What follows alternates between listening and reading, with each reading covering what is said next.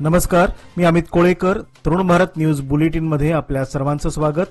आता पाहूयात आजच्या ठळक बातम्या. कॅम्प तसेच बेळगाव शहराच्या मध्यवर्ती भागातून निघालेल्या दुर्गामाता दौडीस बेळगावकरांचा उत्स्फूर्त प्रतिसाद लाभला.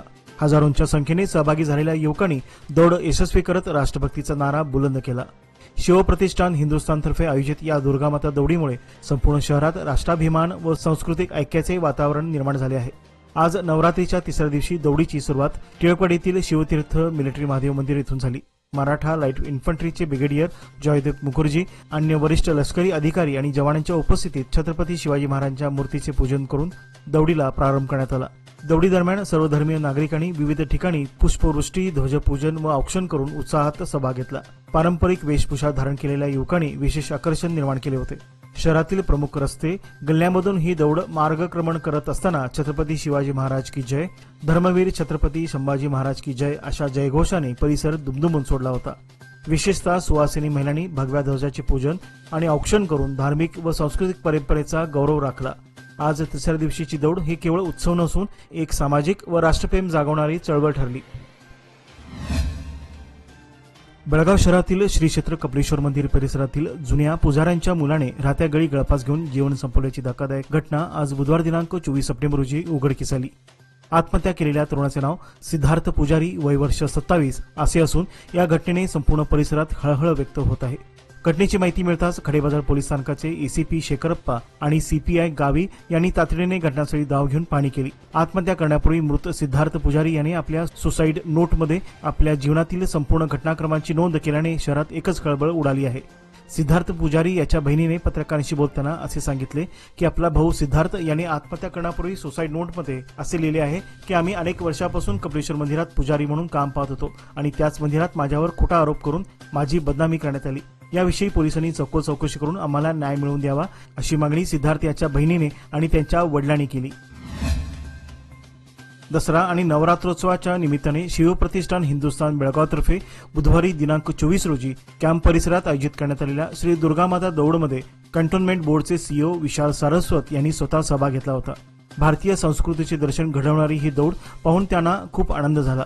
बेळगावात सर्वजण एकत्र येऊन हा सण साजरा करतात हे पाहून मनापासून मी भारावून गेलो असे त्यांनी यावेळी सांगितले. त्यांनी पुढे सांगितले की मला बेळगावात येऊन फक्त 10 दिवस झाले असून अशा उत्सवामुळे शहराची संस्कृती आणि लोकांचा एकोपा अनुभवता आला असे ते यावेळी आपल्या भावना व्यक्त करताना सांगितले.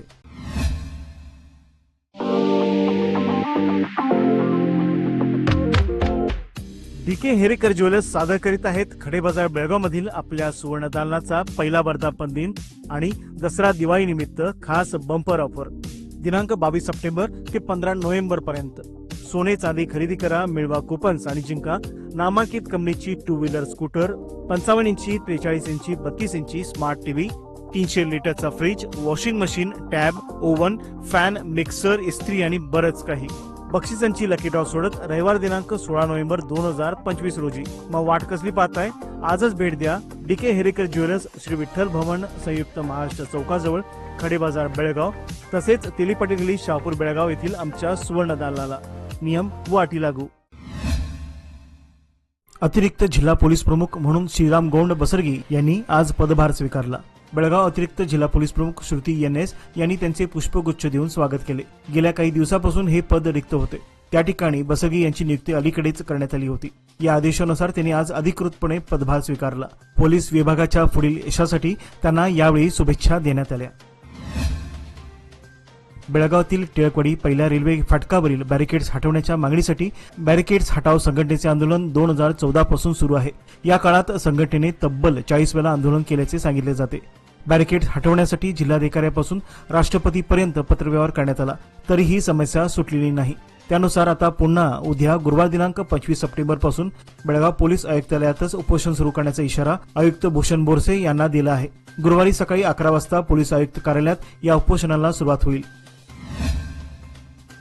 तारियाळ गावात मादक पदार्थ सेवन करून संशयास्पद हालचाल करणाऱ्या तरुणाला हिरेबागेवाडी पोलिसांनी अटक केली आहे. सोमनाथ रमेश कलण्णवर, वय 24, राहणार रामापूर गल्ली तारियाळ असे अटक करण्यात आलेल्या तरुणाचे नाव आहे. आडसिद्धेश्वर मठासमोरील सार्वजनिक रस्त्यावर एक तरुण संशयातरित्या वावरत असल्याची माहिती पोलिसांना मिळाल्याने हिरेबागेवाडी पोलीस ठाण्याचे निरीक्षक सुरेंद्र होलेनवर यांच्या मार्गदर्शनाखाली पोलीस पथक घटनास्थळी दाखल झाले. पोलिसांनी संबंधित तरुणाला ताब्यात घेऊन त्याची चौकशी केली असता त्याने गांजाचे सेवन केल्याचे निष्पन्न झाले. या प्रकरणी त्याच्या विरोधात मादक पदार्थ नियंत्रण कायद्यानुसार गुन्हा दाखल करण्यात आला असून हिरेबागेवाडी पोलीस अधिक तपास करत आहेत.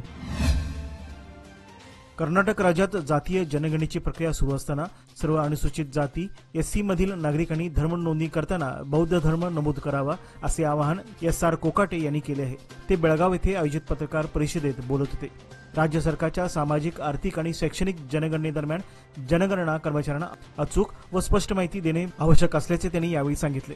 कोकाटे यांनी स्पष्ट केले की अनुसूचित जातीतील प्रत्येक व्यक्तीने बौद्ध धर्म प्रविष्ट व बौद्ध धर्म हे दोन पर्याय ठळकपणे नमूद करावेत.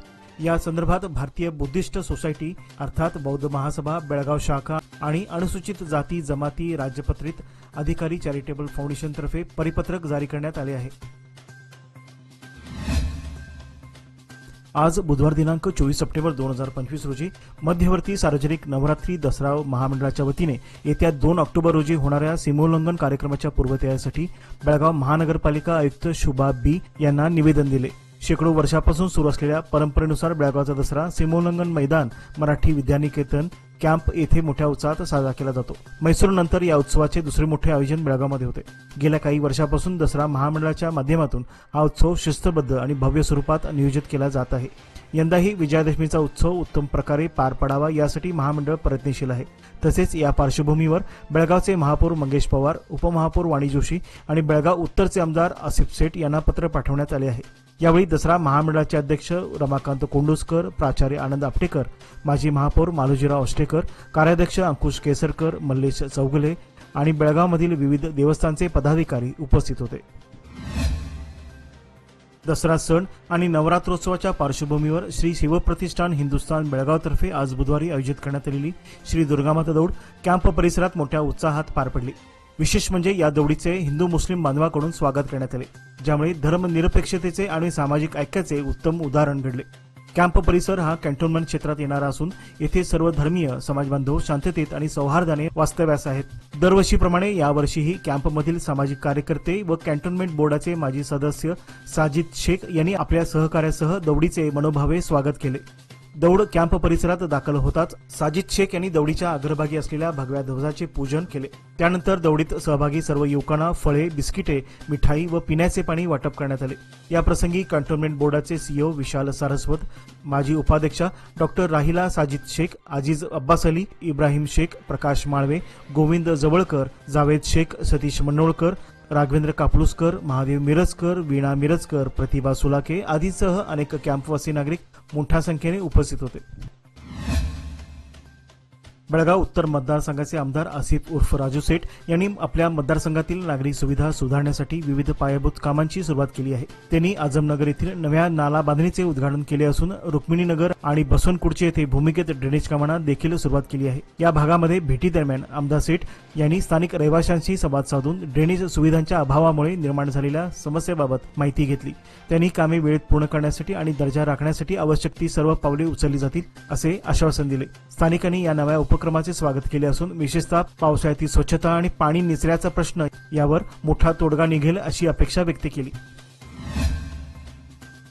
अतिवाड राज्यसीमेजवळील होसूर तालुका चंदगड येथील ओढ्यात काल मंगळवारी दिनांक 23 सप्टेंबर रोजी सकाळी एक मृतदेह आढळून आला. मृत व्यक्तीची ओळख किरण अशोक आढाव, वय 31, राहणार कोवाड, तालुका चंदगड अशी असून तो दुचाकीवरून घरी परत असताना अपघात होऊन मृत्यू झाल्याची शक्यता वर्तवण्यात येत आहे. सकाळच्या सुमारास गवंडी कामगार कोवाडकडे जात असताना त्यांना ओढ्यात एक मृतदेह आढळून आला. याबाबत कोवाड पोलिसांना याची माहिती देण्यात आली. पोलीस तात्काळ घटनास्थळी दाखल होत पंचनामा करून मृतदेह उत्तरीय तपासणीसाठी चंदगड शासकीय रुग्णालयात पाठवण्यात आला. विजापूरचे आमदार बसवनगौडा पाटील यत्ना यांनी दलित समुदायाविरोधात केलेल्या वादग्रस्त विधानामुळे तीव्र संताप व्यक्त केला जात आहे. युवा कर्नाटक भीमसेवा युवा शक्ती संघटनेने बुधवारी जिल्हाधिकाऱ्यांना याबाबत निवेदन देत यत्ना यांच्यावर कठोर कारवाईची मागणी केली. संघटनेच्या म्हणण्यानुसार यत्नाळ सातत्याने विभाजनवादी भाषा करून समाजात तणाव निर्माण करत आहेत. अलीकडेच त्यांनी बैलूर पीठाचे स्वामी निजगुणानंद यांच्यावर टीका केली होती. तसेच चामुंडेश्वरी देवीच्या मूर्तीवर फुले चढवण्याचा अधिकार फक्त सनातन धर्मीयांनाच आहे, एवढेच नव्हे तर एका सामान्य दलित महिलेला हा अधिकार नसल्याचे विधान त्यांनी केले होते. अशाने सामाजिक आणि जनतेच्या भावना दुखावल्या जात असून तात्काळ त्यांना तडीपार करण्यात यावे अशा मागणीचे निवेदन जिल्हाधिकाऱ्यांना देण्यात आले. बेळगाव शहरातील येळ्ळूर येथील हनुमंतगौड नगर परिसरातील दीर्घकालीन विद्युत समस्येबाबत नागरिकांनी व पाटील समाजाच्या सदस्यांनी माजी ग्रामपंचायत अध्यक्ष व विद्यमान सदस्य सतीश पाटील यांच्याकडे तक्रार नोंदवली होती. ही तक्रार गांभीर्याने घेत त्यांनी ग्रामपंचायत बैठकीत सातत्याने पाठपुरावा करत आवश्यक ठराव मंजूर करून घेतले. त्यानुसार थडदेव समोर हायमास्टर लाईट बसवण्यात आला आहे, तर छत्रपती शिवाजी रोडपासून नारायण दळवी यांच्या घरापर्यंत हेस्कॉमचे सिमेंट खांब उभे करून स्ट्रीट लाईट बसवण्याचे काम हाती घेण्यात आले आहे. तसेच दरवर्षी यल्लमा यात्रेनंतर स्मशानभूमी परिसरात अंधारामुळे भाविकांना भेडसावणाऱ्या अडचणींची दखल घेत आणखी एक हायमास्टर लाईट बसवण्याचा निर्णय घेण्यात आला. सदर कामामुळे परिसरातील वीज समस्या कायमस्वरूपी दूर झाली असून नागरिकांनी समाधान व्यक्त केले आहे. कामाच्या उद्घाटन प्रसंगी ग्रामपंचायत अध्यक्ष, सदस्य, पाटील समाज व स्थानिक नागरिक मोठ्या संख्येने उपस्थित होते. या सकारात्मक बदलासाठी सतीश पाटील यांचे विशेष कौतुक होत आहे. 3 दशके विश्वासाची, 30 वर्षे लोकमान्याची. सादर आहे लोकमान्य आनंदोत्सव निवेश योजना. 30 महिन्यांच्या ठेवीवर 10.50% व्याज. ज्येष्ठ नागरिकांसाठी अर्धा टक्का अधिक. अधिक माहितीसाठी आमच्या नजीकच्या शाखेला भेट द्या किंवा कॉल करा 1800-212-4050. लोकमान्य, प्रत्येक पावलावर तुमच्या सोबत. फक्त सभासदांकरिता. नियम व अटी लागू. मराठा समाजाच्या वतीने वडगाव बेळगाव येथे काल मंगळवारी सायंकाळी पार पडलेल्या बैठकीत विविध नेत्यांनी जनगणनेत धर्म हिंदू, जात मराठा, उपजात कुणबी आणि मातृभाषा मराठी असा उल्लेख करण्याचे आवाहन केले. यावेळी उपजात कुणबी नोंद केल्यास भविष्यात त्याचे शैक्षणिक आणि सामाजिक लाभ कसे मिळू शकतात याची सविस्तर माहिती उपस्थितांना करून देण्यात आली. या बैठकीत भाजप नेते किरण जाधव, महापौर मंगेश पवार यांच्यासह अनेक मान्यवर उपस्थित होते.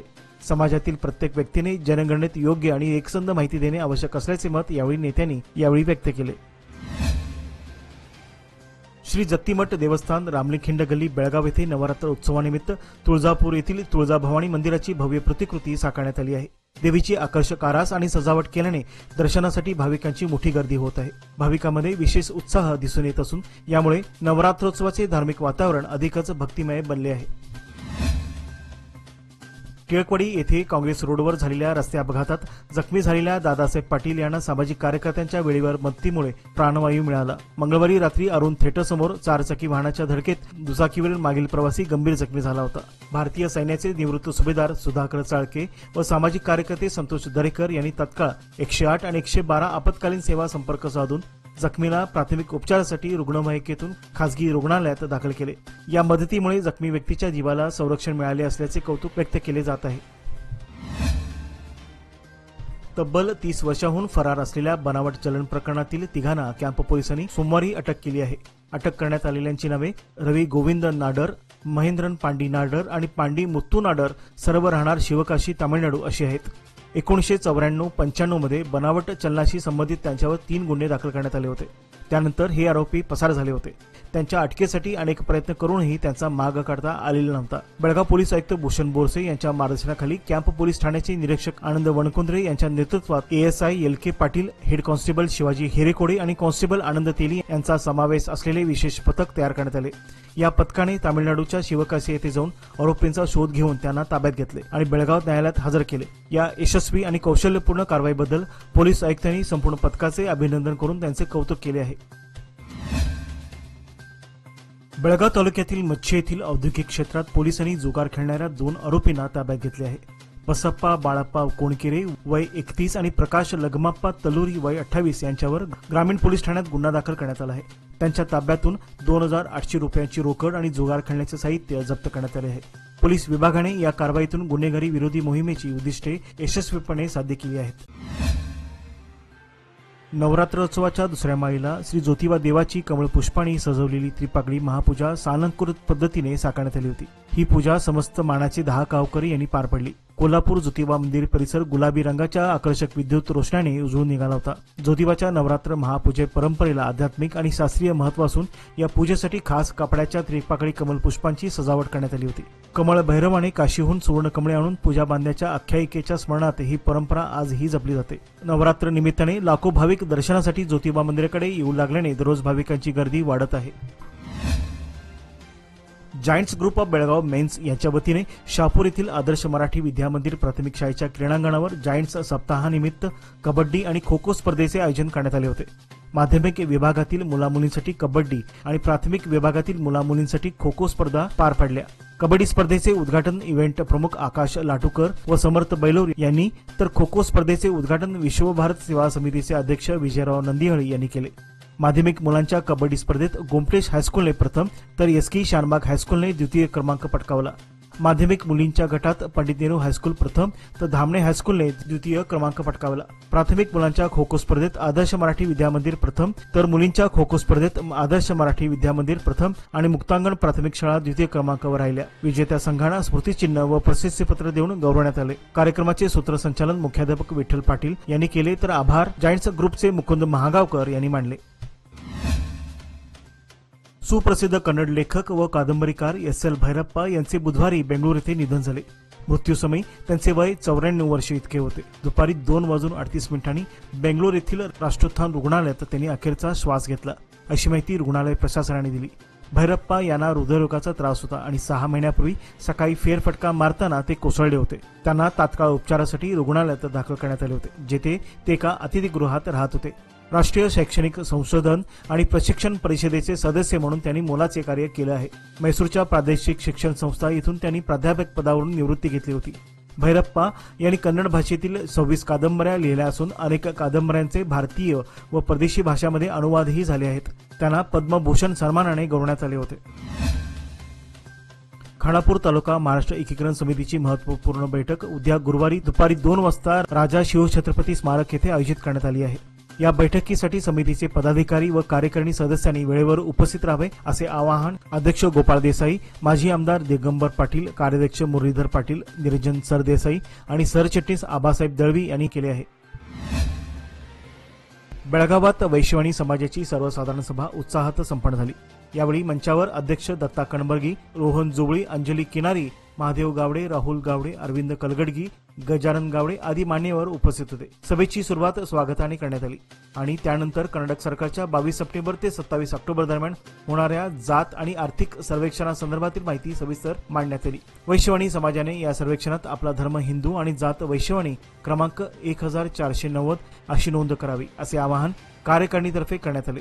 समाजातील प्रत्येक व्यक्तीने ही माहिती नीट समजून घेऊन त्याच पद्धतीने नोंद करण्याचे निर्देश देण्यात आले. या कार्यक्रमाला बैलहोंगल, खानापूर, निट्टूर, लोंढा, रामनगर तसेच विविध तालुक्यामधील समाज बांधव आणि भगिनी मोठ्या संख्येने उपस्थित होते. कार्यक्रमाचे सूत्रसंचालन प्रसाद निखारगे यांनी केले, तर आभार प्रदर्शन राहुल गावडे यांनी मानले. नवरात्रोत्सवानिमित्त उद्या 4थ्या दिवशी गुरुवार दिनांक 25 रोजी धर्मवीर संभाजी चौक ते संयुक्त महाराष्ट्र चौकातील मारुती मंदिरपर्यंत दुर्गामाता दौड काढण्यात येणार आहे. किर्लोस्कर रोड येथून सुरुवात होऊन रामलिखिंड गल्ली, अशोक चौक, बसवान गल्ली, लक्ष्मी मंदिर, दरगोनकर भावे चौक, गणपत गल्ली, कडोलकर गल्ली, बुडूर गल्ली, भातकांडी गल्ली, मेणसे गल्ली, आझाद गल्ली, टेंगनकेरा गल्ली, पांगुळ गल्ली, गणपत गल्ली, कांदा मार्केट, कसाई गल्ली बोळ, कामत गल्ली, PB road, market police station, Shetty गल्ली, भडकल गल्ली, court corner, Sardar ground road, Sanman hotel, college road, Yandekhud, Kirloskar road, Kadokar गल्ली मार्गे बापट गल्ली, संयुक्त महाराष्ट्र चौकातील मारुती मंदिरात सांगता होणार आहे. या मार्गावर जयघोष, भगव्या पताका, ढोल ताशा पथके, शिवकालीन वेशभूषा आणि भक्तिपूर्ण वातावरण पाहायला मिळणार आहे. आयोजकातर्फे योग्य त्या सुरक्षेच्या आणि वाहतूक व्यवस्थेच्या तयारीचे आश्वासन देण्यात आले आहे. याचबरोबर आजचे बातमीपत्र येथेच संपले. अधिक माहिती आणि ताज्या घडामोडीकरता पाहत राहा तरुण भारत न्यूज चॅनल. तसेच आमच्या चॅनलला लाईक्स, शेअर आणि सबस्क्राईब करायला विसरू नका. विश्वासार्ह बातम्यांसाठी दररोज वाचा दैनिक तरुण भारत. धन्यवाद.